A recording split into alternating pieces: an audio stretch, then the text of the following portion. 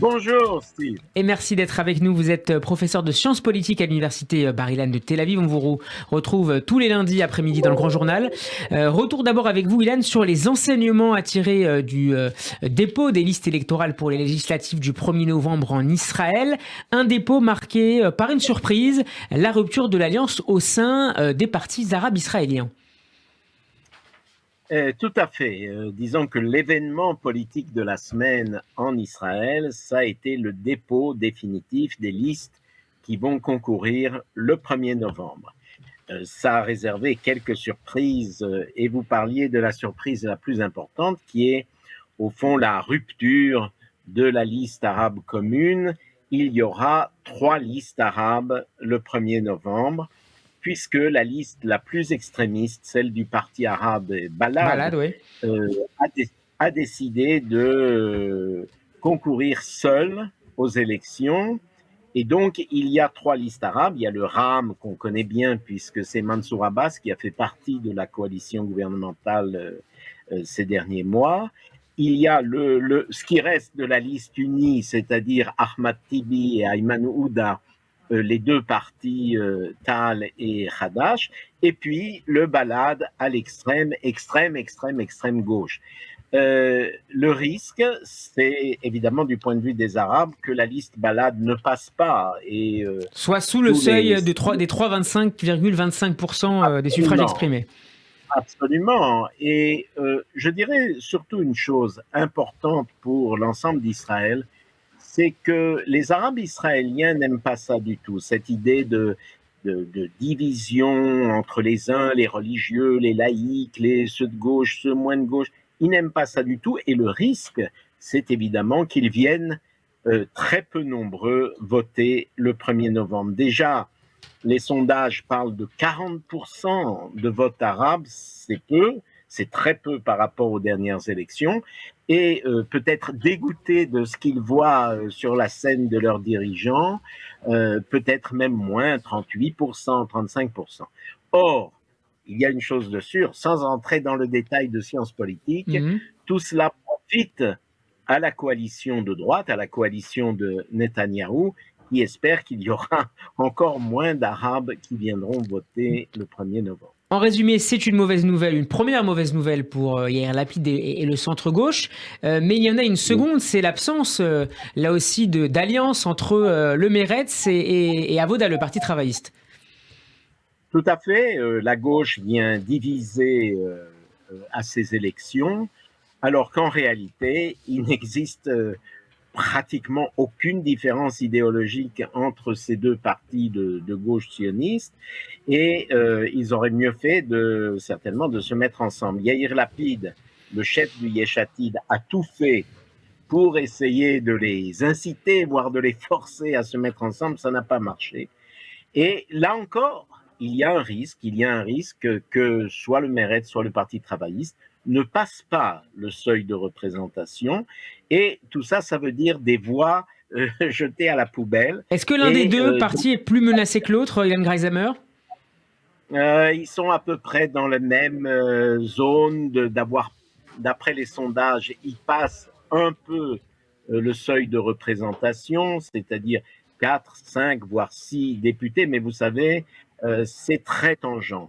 Et tout ça, ce sont des mauvaises nouvelles, disons, pour le bloc anti-Netanyahou, qui perd un peu de sa vigueur. D'ailleurs, le dernier sondage donne 60 sièges à Netanyahou, enfin pour sa coalition, c'est-à-dire que Netanyahou, disons, monte un peu dans les sondages. Ilan Greisamer, si on s'intéresse maintenant à la droite, vous trouvez que le chef de l'opposition, Benjamin Netanyahou, a été beaucoup plus habile pour lui ne pas perdre de voix au sein de l'électorat de droite? Bon, disons que c'est certain, d'abord, qu'on aime Netanyahou ou qu'on n'aime pas Netanyahou, c'est un homme politique d'une très grande habileté et qui a réussi pratiquement à faire tout ce qu'il voulait, c'est-à-dire à unir les partis d'extrême droite, voire même cette semaine à faire rentrer un troisième parti d'extrême droite, le parti Noam, dans la liste commune de Smotrich et de Ben Gvir. Donc c'est du grand art, je dirais. surtout qu'on sait que je ne suis pas un fervent de Netanyahou, je suis très admiratif de Du grand art, l'habileté donc. avec laquelle. C'est du grand art. C'est du grand art. Il n'a pas réussi à 100% parce que Ayelet Shaked a créé sa propre liste avec le parti Baït Yehoudi. Et d'après les sondages, cette liste d'Ayelet Shaked ne passera pas. Alors là, c'est peut-être quelques milliers, voire quelques dizaines de milliers de voix qui risquent d'être perdues pour la droite. Mais on lit aussi dans en la gros, presse à ce sujet, à Ilan Greisemer, que le Likoud, et en particulier Benjamin Netanyahu, n'aurait pas forcément très envie d'aider justement Ayelet Shaked et son parti et son alliance à liste à Baït Yehoudi de franchir ce seuil électoral. Pour quelle raison? D'abord, il y a, puisqu'on peut apprendre un mot d'hébreu à vos auditeurs, il y a un mot qui revient en politique et qu'on connaît bien, c'est le mot lishtot, boire. Et le risque, c'est que les grands partis boivent les voix des petits. Et on parle du fait que le Likoud peut lishtot, donc boire toutes les voix de la droite en général, pour essayer de renforcer le Likoud pour ces élections. Et donc, pour arriver largement en tête, c'est ça, pour le Likoud? Non, il y a une chose qui est sûre, c'est que le Likoud sera en tête. Le Likoud est le plus grand parti en Israël. Il aura 32, 33, 34 sièges. C'est bien plus que le premier parti de l'autre côté, le Yesh Atid. Mais est-ce qu'on peut dire, Ilan Greisemer, que, indépendamment de la position, donc premier a priori, avoir 32, 33 sièges, c'est pas tout à fait la même chose lorsqu'on doit négocier ensuite pour former une coalition que d'en avoir 38, 39, comme ça a pu être le cas dans le passé pour le Likoud? Absolument, absolument. Je crois que Netanyahou aimerait beaucoup avoir plus de sièges que ces 33, 34 qu'on lui prédit, mais c'est quand même le premier parti en Israël. Mais vous savez que le plus important n'est pas d'arriver en tête, c'est d'être en mesure de constituer une coalition. Pour cela, il faut au moins 61 députés sur 120.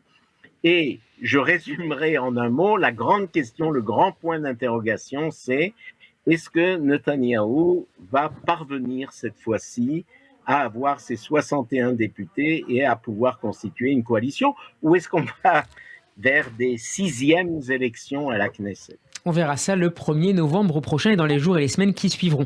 Quittons la politique maintenant, Ilan Greisemer, pour nous intéresser à un fait divers symptomatique, selon vous, de certaines évolutions sociétales, source de grandes interrogations en Israël, mais aussi au-delà. Racontez-nous, Ilan, ce qui s'est passé il y a quelques jours à l'hôpital Assuta de Rishon LeZion.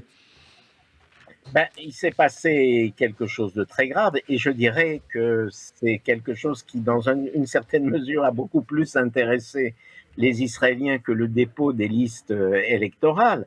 C'est le fait que dans le service qui s'occupe de l'insémination et donc de femmes nombreuses qui font appel à l'hôpital Assuta pour essayer d'avoir un bébé, l'injection de cet oubar c'est le, comment on dit en français, c'est le...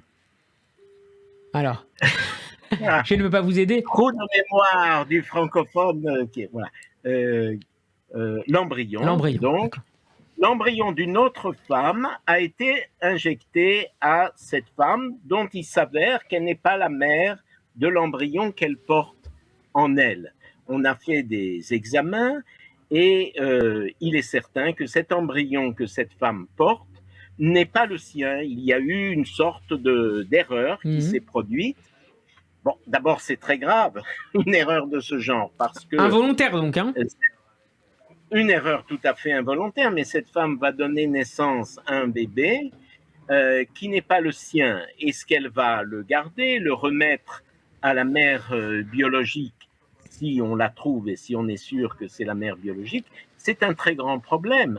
Et je dirais que c'est un problème qui a défrayé la chronique au point que le ministère de la Santé a interdit pour l'instant à ce grand hôpital, l'hôpital Assuta de Rishon LeZion, de faire des inséminations et donc procréation assistée. Donc c'est quelque chose qui nous a énormément émus parce que une femme qui On le donne comprend. naissance à un enfant qui n'est pas le sien, c'est quelque chose que les Israéliens, vous savez, qui sont très famille, Oui. enfants, etc., ça les a énormément émus. Je dirais plus que la mort de la reine d'Angleterre, qui a ému certains, mais pas vraiment beaucoup. Et c'était pas gagné. Merci beaucoup, Yann Kreisamer, d'avoir été avec nous. La semaine politique, de votre semaine politique est à réécouter en podcast sur radioj.fr et sur notre page YouTube. Ilan, nous vous retrouverons pas lundi prochain puisque ce Shana sera Tova, le jour de Rosh Hashanah. ouais, D'ores et déjà, Shana Tova à absolument. vous et à votre famille et on se Shana retrouvera dans 2 Tova, semaines. Bon après-midi à vous. à bientôt. Radio J.